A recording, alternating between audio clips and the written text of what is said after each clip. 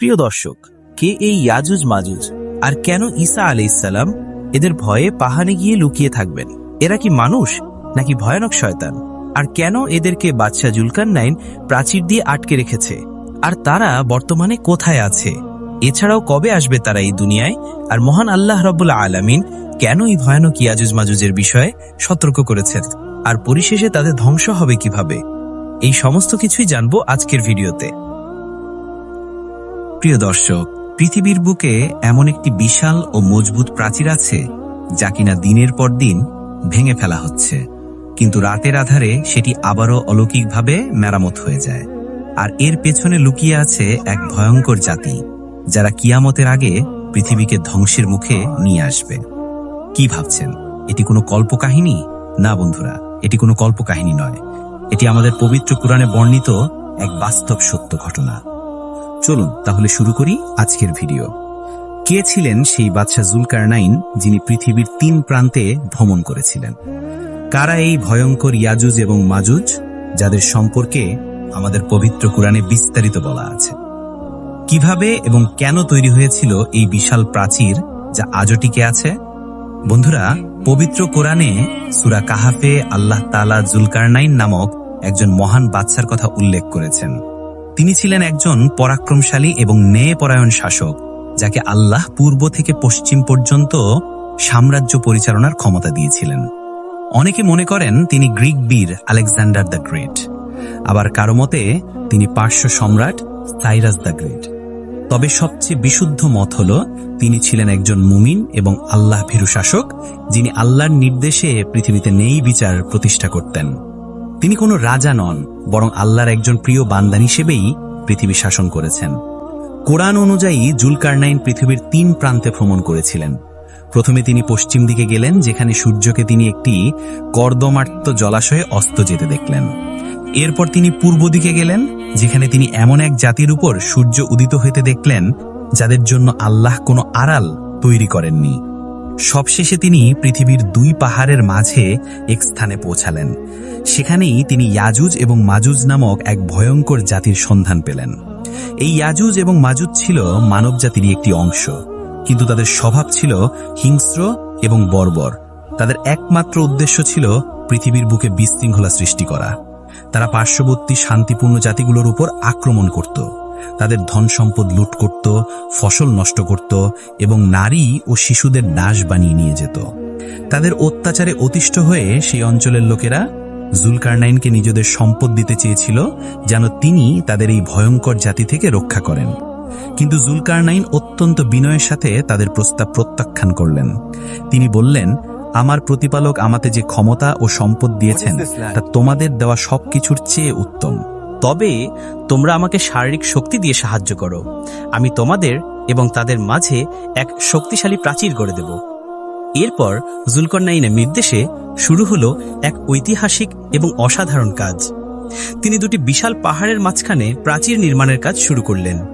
তিনি লোকেদের বললেন, তোমরা আমার কাছে লোহার পাত এনে দাও। যখন লোহার পাত স্তরে স্তরে সাজানো হলো, তখন তিনি বললেন, তোমরা হাঁপুড় দিয়ে তাতে ফু দিতে থাকো। এভাবে আগুন জ্বালিয়ে লোহা গলানো হলো। এরপর তিনি বললেন, তোমরা আমাকে গলিত তামা এনে দাও, আমি তা এর উপর ঢেলে দেব। এভাবে লোহা এবং তামার এক অভূতপূর্ব মিশ্রণে তৈরি হলো এক বিশাল, মজবুত এবং ইস্পাত কঠিন প্রাচীর।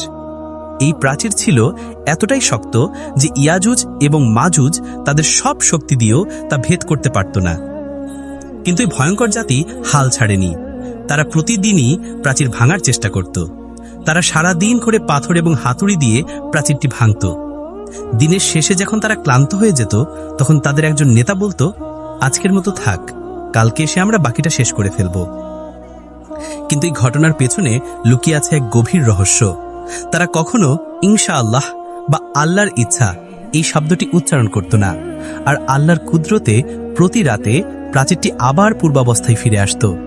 এই রহস্যময় ঘটনা শত শত বছর ধরে চলতে থাকত। রসুলের একটি সহিহ হাদিসে এই ঘটনার সত্যতা পাওয়া যায়। হাদিসে বলা হয়েছে, কিয়ামতের আগে ইয়াজুজ এবং মাজুজ প্রতিদিনই প্রাচীরটি ভাঙবে আর প্রতি রাতে সেটি আবার জোড়া লেগে যাবে। কিন্তু কিয়ামতের একটি বিশেষ সময় তারা ক্লান্ত হয়ে যাবার পর তাদের একজন নেতা বলবে, ইনশাআল্লাহ কালকে এসে আমরা বাকিটা শেষ করে ফেলব। সেদিন তারা প্রথমবারের মতো আল্লাহর নাম নেবেন, আর ইনশাআল্লাহ বলার বরকতে সেই রাতে প্রাতিটি আর মেরামত হবে না। সেদিন তারা বেরিয়ে আসবে এবং পৃথিবীর বুকে ছড়িয়ে পড়বে। বন্ধুরা, এখন প্রশ্ন হলো, এই বিশাল প্রাচীরটি কি আসলেই বিদ্যমান? বিজ্ঞানীরা কি এর কোনো খোঁজ পেয়েছেন? আধুনিক যুগে বিভিন্ন মুসলিম গবেষক এবং প্রত্নতাত্ত্বিকরা এই প্রাচীরের সম্ভাব্য অবস্থান খুঁজে বের করার চেষ্টা করেছেন। অনলাইনে ইয়াজুজ এবং মাজুজ সম্পর্কে যে ধরনের তথ্য এবং আলোচনা পাওয়া যায়, সেগুলোর একটি বিশ্লেষণ নিচে তুলে ধরা হলো। এই তথ্যগুলো মূলত YouTube video, Islamic blog, forum এবং বিভিন্ন গবেষণা প্রবন্ধ থেকে সংগৃহীত, যা এই বিষয়ে আগ্রহী মানুষের কৌতূহল মেটায়। 1. ককেসাস পর্বতমালা। এটি সবচেয়ে জনপ্রিয় এবং বহুল আলোচিত তথ্য। অনেক অনলাইন উৎস দাবি করে যে ইয়াজুজ মাজুজের প্রাচীরটি কাস্পিয়ান সাগর এবং কৃষ্ণ সাগরের মধ্যবর্তী ককেশাস পর্বতমালার কোনো এক স্থানে অবস্থিত। তারা ডারিয়াল গিরিপথ বা ডারিয়াল গর্জের কথা উল্লেখ করে, যা দুটি বিশাল পর্বতের মাঝে অবস্থিত এবং প্রাচীনকালে প্রাচীর দিয়ে বন্ধ করা হয়েছিল। অনলাইনে ছড়িয়ে থাকা অনেক ভিডিওতে এই গিরিপথের ছবি ও প্রাচীন দেয়ালের ধ্বংসাবশেষ দেখানো হয়। 2. তিয়ান শান পর্বতমালা। এই তত্ত্বটিও অনলাইনে বেশ প্রচলিত। কিছু গবেষক দাবি করেন যে প্রাচীরটি মধ্য এশিয়ার কিরগিস্তান এবং তাজিকিস্তানের সীমান্তবর্তী তিয়ান শান পর্বতমালার বরফের নিচে চাকা পড়ে আছে। অনলাইনে প্রকাশিত কিছু ভিডিওতে আধুনিক মেটাল ডিটেক্টর ব্যবহার করে সেখানে ধাতব পদার্থের উপস্থিতির দাবি করা হয়।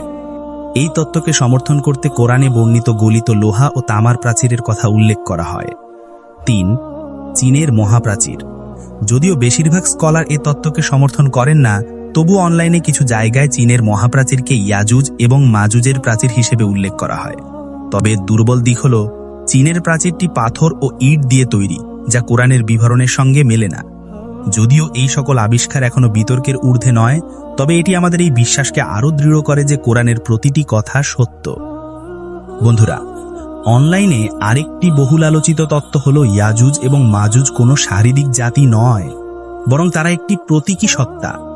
এই তত্ত্ব অনুযায়ী ইয়াজুজ ও মাজুজ বলতে এমন কিছু পরাশক্তি বা আধুনিক যুগের কিছু জাতিকে বোঝানো হয়, যারা পৃথিবীতে বিশৃঙ্খলা, দুর্নীতি এবং ধ্বংসের কারণ।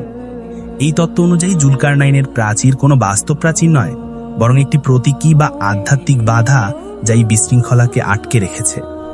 যদিও এই ব্যাখ্যাটি নুনধারার ইসলামিক স্কলারদের মধ্যে প্রচলিত নয়, কিন্তু অনলাইনে এটি বেশ জনপ্রিয়।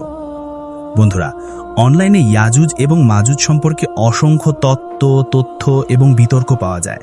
এগুলো আমাদের কৌতূহল মেটাই ঠিকই, কিন্তু তাদের প্রকৃত অবস্থান সম্পর্কে আল্লাহ তাআলাই সবচেয়ে ভালো জানেন। বন্ধুরা, রাসূল সাল্লাল্লাহু আলাইহি ওয়াসাল্লামের একাধিক হাদিসে ইয়াজুজ এবং মাজুজের বেরিয়ে আসার পর পৃথিবীতে কি ঘটবে তার বর্ণনা দেওয়া হয়েছে। এই তথ্যগুলো মূলত হাদিস এবং ইসলামিক স্কলারদের ব্যাখ্যার উপর ভিত্তি করে তৈরি করা হয়েছে। যখন ইয়াজুজ এবং মাজুজ প্রাচীর ভেঙে পৃথিবীতে বেরিয়ে আসবে, তখন তাদের সংখ্যা হবে অগণিত, তাদের হিংস্রতা এবং বর্বরতা হবে সীমাহীন। পৃথিবীর বুকে নেমে আসবে এক ভয়াবহ ধ্বংসলীলা। হাদিস অনুযায়ী ইয়াজুজ এবং মাজুজের প্রথম দলটি যখন পৃথিবীতে ছড়িয়ে পড়বে, তখন তারা সিরিয়ার বুহাইরা নামক একটি বিশাল লেকের কাছে এসে এর সমস্ত পানি পান করে ফেলবে। এরপর তাদের পরের দল যখন সেখানে পৌঁছাবে, তখন তারা বলবে, একসময় এখানে পানি ছিল। এর মাধ্যমে বোঝা যায় যে তাদের পানির চাহিদা হবে ব্যাপক এবং তারা পৃথিবীর সমস্ত মিষ্টি পানি পান করে শুকিয়ে ফেলবে। ফলে পৃথিবীতে তীব্র পানির অভাব দেখা দেবে, যা ব্যাপক দুর্ভিক্ষ এবং বিপর্যয়ের কারণ হবে। তারা পৃথিবীতে ছড়িয়ে পড়ার পর তাদের সামনে যে মানুষকেই পাবে তাকে হত্যা করবে।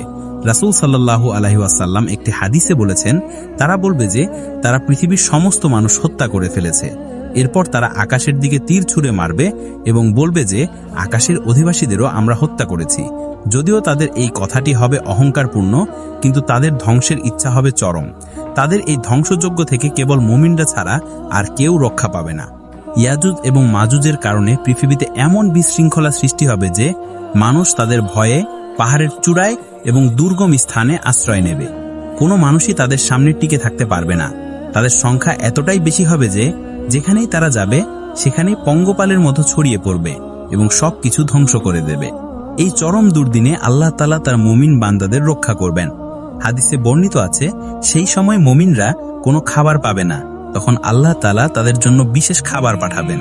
মুমিনরা সেই খাবার খেয়ে ক্ষুধা নিবারণ করবে এবং ইয়াজুজ এবং মাজুজের হাত থেকে রক্ষা পাবে। বন্ধুরা, ইয়াজুজ এবং মাজুজের ধ্বংস কোনো মানুষের হাতে হবে না, তাদের ধ্বংস হবে আল্লাহর নির্দেশে। আল্লাহ তাআলা তাদের উপর এক ধরনের পোকা বা জীবাণু পাঠাবেন, যা তাদের ঘাড়ে ঢুকে যাবে এবং এক রাতের মধ্যেই তাদের সবাইকে ধ্বংস করে দেবে। সকালে যখন মানুষ বেরিয়ে এসে দেখবে, তখন দেখবে তাদের লাশগুলো স্তূপ হয়ে পড়ে আছে। এরপর আল্লাহ তাআলা এক ধরনের পাখি পাঠাবেন, যারা তাদের লাশগুলো বহন করে নির্দিষ্ট স্থানে ফেলে দেবে। অবশেষে যখন তারা আল্লাহর নির্দেশে ধ্বংস হবে, তখন পৃথিবীতে আবার শান্তি ফিরে আসবে। বন্ধুরা, এই গল্প আমাদের শেখায় যে আল্লাহর ক্ষমতা সীমাহীন এবং তার প্রতিটি কথার মধ্যে রয়েছে গভীর প্রজ্ঞা। ইয়াজুজ এবং মাজুজের এই রোমাঞ্চকর এবং ভয়ঙ্কর কাহিনী শুধু একটি গল্প নয়, বরং আমাদের জন্য একটি সতর্ক বার্তা। কিয়ামতের এই বড় আলামত আমাদের স্মরণ করিয়ে দেয় যে এই দুনিয়া চিরস্থায়ী নয় এবং আমাদের সবাইকে আল্লাহর কাছে ফিরে যেতে হবে। আসুন আমরা এই ঘটনা থেকে শিক্ষা গ্রহণ করি। ইয়াজুজ এবং মাজুজের মতো ফিতনা থেকে নিজেদের এবং আমাদের পরিবারকে রক্ষা করার জন্য আল্লাহর কাছে দোয়া করি, বেশি বেশি নেক আমল করি এবং জীবনের প্রতিটি পদক্ষেপে আল্লাহর সন্তুষ্টি অর্জনের চেষ্টা করি। যদি এই ভিডিওটি আপনাদের ভালো লাগে তাহলে লাইক দিন এবং আপনার বন্ধুদের সাথে শেয়ার করুন। এমন আরও ইসলামিক এবং ঐতিহাসিক বিষয় জানতে আমাদের চ্যানেলটি সাবস্ক্রাইব করে রাখুন। আজকের মতো বিদায় নিচ্ছি। আল্লাহ হাফেজ।